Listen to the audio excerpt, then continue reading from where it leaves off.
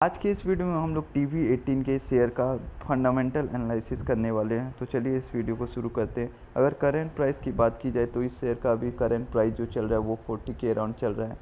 अगर 1 year return की बात की जाए तो इस शेयर ने 1 ईयर में लगभग 3% का रिटर्न दिया है।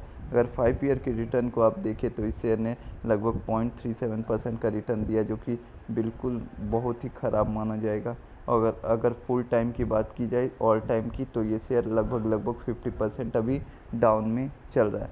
तो पहले आपको इसका फंडामेंटल एनालिसिस करने से पहले मैं इसके ग्राफ को एनालाइज करने वाला हूँ। तो आप अगर इस शेयर को देखते हो तो इस शेयर का ग्राफ बहुत ही अजीब है। आप देख सकते हो इस शेयर का ग्राफ बहुत ही अजीब है। शुरुआत में ये अप लिया था, उसके बाद इसके बाद जो डाउन आया इस शेयर में, ये अपने मैक्सिमम को कभी भी क्रॉस नहीं कर पाया। तो अगर इस टाइप के शेयर में आपको इन्वेस्ट करना है तो आपको स्टॉप लॉस ज़रूर लगाना चाहिए। शॉर्ट टर्म लॉन्ग टर्म दोनों के लिए आपको स्टॉप लॉस लगाना ही लगाना है इस शेयर को अगर आप लेते हो तो। अगर आप इस शेयर को लेना चाहते हो, कुछ इन्वेस्टमेंट करना चाहते हो, तो आपको पहले अपना रिस्क और रिवार्ड रेशियो देखना चाहिए। साथ ही साथ आप जो टारगेट सेट कर रहे हो इस शेयर में, मान लो आपका टारगेट है, पहला टारगेट है 4% का, दूसरा टारगेट है 6% का, तीसरा टारगेट है इसका 9% का।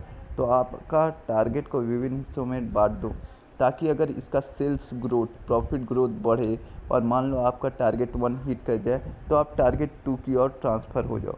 और अगर उल्टा हुआ, न्यूज़ निगेटिव आने लगा, प्रॉफिट ग्रोथ घट गया, सेल्स घट गया, तो आप क्या करो, आपका मान लो टारगेट 1 भी हिट नहीं हुआ है और स्टॉप लॉस आपने यहाँ पे लगाया है, तो आप बीच में कहीं पे शेयर को सेल कर दो और कम ही बेनिफिट में अपना इस शेयर को सेल करके निकल जाओ और अपना कैपिटल को बचा लो। देखिए, स्टॉप लॉस का फ़ायदा यही होता है कि आपको पहले से पता होता है कि आपका मैक्सिमम नुकसान कितना होगा। आप पहले से ही एनालाइज़ कर लेते हो कि आप मैक्सिमम इतना नुकसान को सह पाओगे। और दूसरा फ़ायदा स्टॉप लॉस से ये है कि आपका कैपिटल फंसता नहीं। जो लोग स्टॉप लॉस नहीं लगाते हैं, वो लोगों का दिक्कत यही होता है कि मान लो कुछ लोगों ने शेयर को यहाँ पे बाय किया था और उसके बाद जो डाउन आया है, मान लो उन्होंने स्टॉप लॉस नहीं लगाया, तो उन्हें लगता होगा कि अब तो थोड़ा दिन बाद तो ऊपर आ जाएगा, लेकिन ये ऊपर आया ही नहीं कभी। तो ऐसे में आपका कैपिटल फंस जाता है यहाँ पे, जिसने यहाँ पे शेयर बाय किया था। ऐसा तो नहीं है कि आपने जितना भी शेयर लिया सब डिस्काउंट प्राइस में ही नहीं लिया है। हमेशा ऐसा शेयर आपके पोर्टफोलियो में रहेगा ही जिसे आप अपर हाई में बाय करते हो, क्योंकि वो फंडामेंटली उस टाइम स्ट्रॉन्ग शो कर रही होती है या फिर न्यूज़ अच्छा शो कर रही है। जैसे अभी आप अदानी ग्रुप में देख सकते हो, सभी फंडामेंटली उतने स्ट्रॉन्ग नहीं है, काफ़ी ज़्यादा डेब्ट है, सभी में कर्ज इतना ज़्यादा है, फिर भी वो ऊपर जा रही है।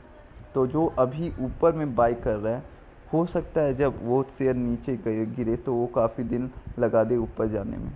तो इसलिए मैं आपको बोल रहा हूँ कि स्टॉप लॉस आप लगाओ, अपना टारगेट सेट करो, गोल को।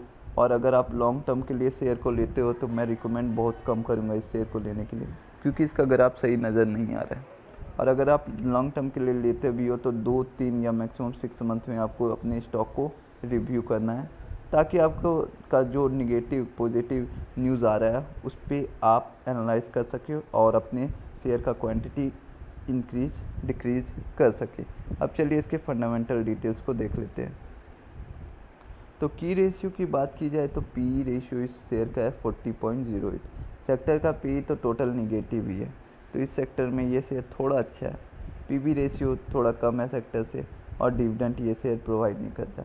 और अगर फोरकास्ट की बात करें तो कोई भी ऐसे एनालिस्ट नहीं है जो इस शेयर को आपको सजेस्ट करते लेने का। इसका कारण यही है कि ग्राफ अगर ऐसा नज़र आएगा तो कौन आपको इस शेयर को लेने को कहेगा। यहाँ पे कोई शेयर को बाय किया तो वो तो फंस ही गया, समझ सकते हो ये शेयर कितना नीचे गया है। भले ही ये 1 साल में 3% का जनरेट किया, तो इससे ज़्यादा तो एफडी ही हमें रिटर्न प्रोवाइड कर देती है। साथ ही साथ एफडी में कैपिटल ज़्यादा सेफ रहता है, आप सभी को जानते हैं, क्योंकि शेयर में फ्लक्चुएशन ज़्यादा होता है। और अगर आपको कम ही परसेंट जनरेट करना है तो उससे अच्छा आप इंडेक्स में ही लगा दो। इंडेक्स भी आपको इस तरह के शेयर से अच्छा रिटर्न प्रोवाइड कर देगी।